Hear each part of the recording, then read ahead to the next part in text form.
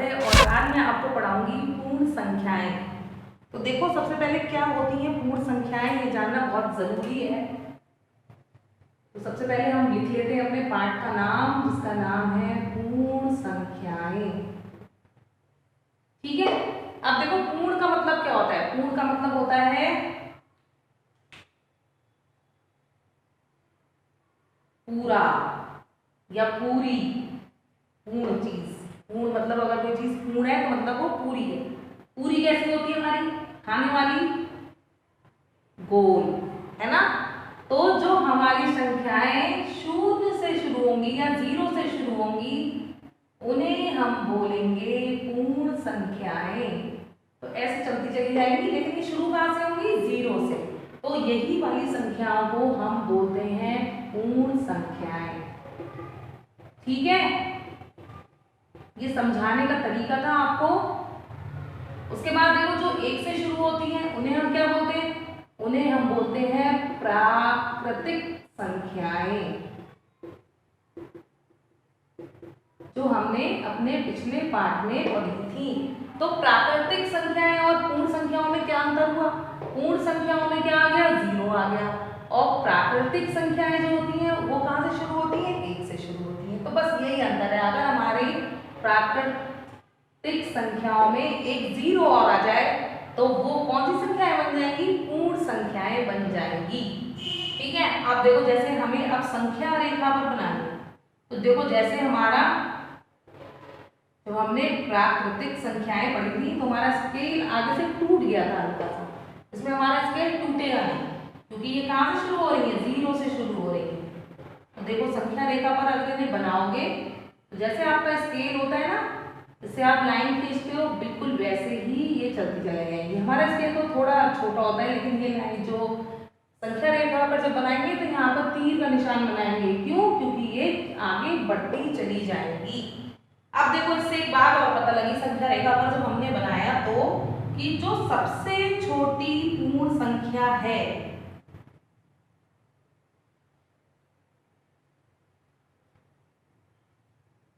वो कौन सी है, देखो वो है हमारी ये जीरो। ठीक है, और सबसे बड़ी, तो सबसे बड़ी तो कोई है नहीं, क्योंकि यहाँ पर तीर का निशान है, ये चलती चली जा रही है। तो आप लिख दोगे कि कोई भी संख्या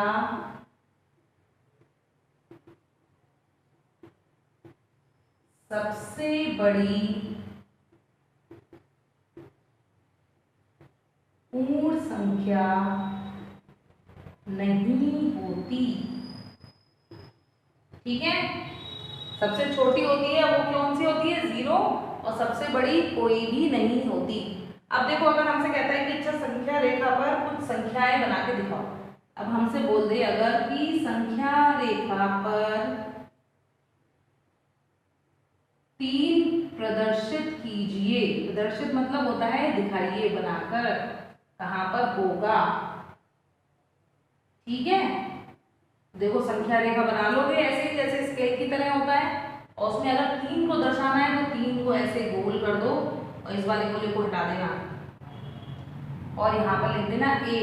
ए का मतलब ये ए पर 3 संख्या को प्रदर्शित कर रहा है।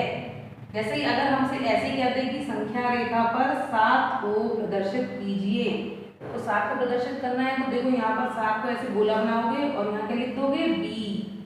तो ये हमारा संख्या रेखा पर 3 और 7 प्रदर्शित हो गया। तो ऐसे करके आप कोई भी संख्या प्रदर्शित कर सकते हो संख्या रेखा पर। ठीक है, अब देखो हमने जब अपना पहला पाठ पढ़ा था तब हमने क्रमागत संख्याएं भी पढ़ी थी। ठीक, क्रमागत संख्याएं क्या होती हैं, अब देखो वहां पर पढ़ चुके होगे आप, आपको याद भी होगा कि मैंने क्या पढ़ाया था। क्रमागत संख्याएं होती हमारी लगातार वाली संख्याएं। कौन सी वाली, लगातार वाली संख्याएं।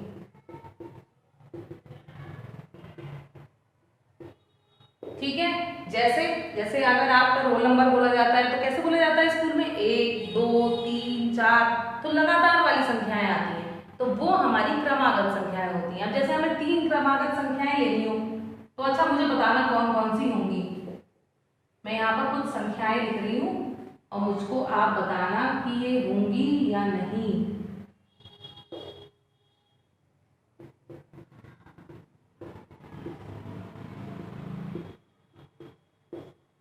देखो अब मैंने कुछ संख्याएं लिखी हैं यहाँ पर 13, 14, 15। तो देखो 13 के बाद 14 आता है, 14 के बाद क्या आता है 15। तो ये लगातार आ रही है, यानी कि ये हमारी क्रमागत संख्याएं हैं।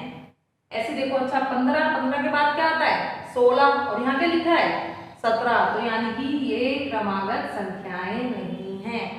ऐसे देखो एक के बाद 2 आता है, ये तो सही है। 2 के बाद क्या आता है 3 और यहाँ क्या लिखा है 4। तो ये तीनों भी क्रमागत संख्याएं नहीं हुई। अब ऐसे देखो 7 के बाद क्या आता है 8 और 8 के बाद 9। तो ये लगातार वाली है, यानी कि ये हमारी क्रमागत संख्याएं हैं। समझ में आ गया? तो ये हमने कुछ क्रमागत संख्याएं समझ ली। अब देखो क्रमागत संख्याओं में एक चीज और होती है। क्या होती है वो?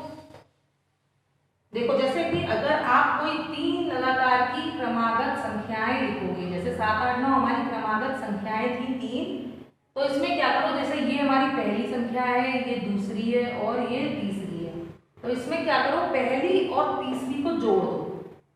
देखो 7 में 9 जोड़ दो और जो ये वाली देखो, ये वाली पहली और आखिरी यानी कि कोने वालों को जोड़ दो और जोड़ने के बाद क्या करो 2 से भाग कर दो। तो देखो 9 और 7 कितने हो गए 16 और 16 को जब 2 से भाग करोगे तो क्या आ जाएगा, देखो बीच वाली संख्या आ जाएगी अपने आप। आ गई? तो ये हमारी इसकी एक कहना चाहिए प्रॉपर्टी होती है। और ये इसमें ये होता है कि पहली और आखिरी का अगर हम जोड़ करेंगे और उसका आधा करेंगे तो हमारी बीच वाली संख्या आ जाएगी। ऐसे देखो, अच्छा एक और ले लो, हम ले लें 15, 16, 17। ठीक, इसमें भी यही करो, पहली वाली ये है, आखिरी वाली ये है, जोड़ो जरा दोनों को। 15 और 17 और भाग कर दो किससे 2 से, जोड़ो क्या आएगा 32। 32 को जब 2 से भाग करोगे तो क्या आ जाएगा 16। तो यानी कि हमारी देखो ये वाली संख्या आ गई। तो जो हमारी क्रमागत संख्याएं होती हैं उसमें पहली और आखिरी संख्या का जोड़ करने के बाद अगर उसे 2 से भाग करें तो हमारी बीच वाली संख्या आ जाती है। तो यही आज की हमारी वीडियो में इतना ही आज हम समझाएंगे। इतना आप समझ लीजिए अच्छे से। अगली वीडियो में हम इसके ऊपर आधारित कुछ सवाल हल करेंगे। तब तक अपना ख्याल रखिए और पढ़िए। Bye bye.